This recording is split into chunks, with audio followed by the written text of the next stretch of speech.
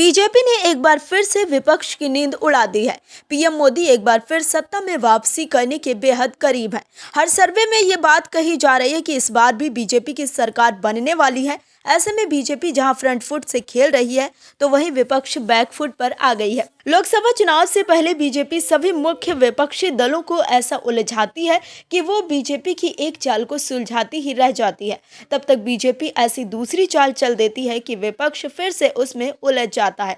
BJP को पता है कि राजनीति कैसे करनी है और किस तरह से विपक्ष को मात देनी है। बीजेपी की राजनीति में अतीत का अनुभव और आधुनिकता है। वह इन दोनों का प्रयोग करके विपक्ष को करारी टक्कर दे रहे हैं। फिर से बीजेपी ने एक ऐसी चाल चल दी है कि विपक्ष से ना उगले बन रहा है और ना ही निगले बन रहा है।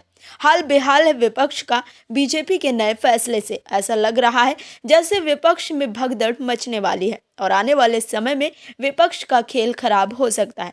क्या है खबर, बताते हैं आपको इस रिपोर्ट में। दरअसल चुनावी सीजन से पहले अक्सर नेताओं का दल बदल भी होता है। अब लोकसभा चुनाव 2024 से पहले बीजेपी ने इसके लिए एक कमेटी ही बना दी है। ये कमेटी दूसरे दलों से आने वाले नेताओं की स्क्रीनिंग करेगी और उसके बाद ही उन्हें पार्टी में एंट्री दी जाएगी। खबर के मुताबिक पार्टी के एक सूत्र ने बताया कि ये कमेटी उन नेताओं के इतिहास और करियर का आकलन करेगी, बताएगी कि इन्हें एंट्री दी जानी चाहिए या फिर नहीं।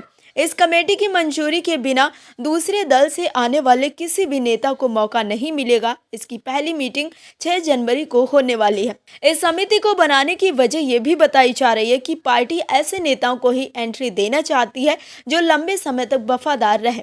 इसके अलावा जल्दबाजी में नेताओं को शामिल करने से भी परहेज किया जाएगा और पहले उनके सियासी इतिहास को खंगाला जाएगा।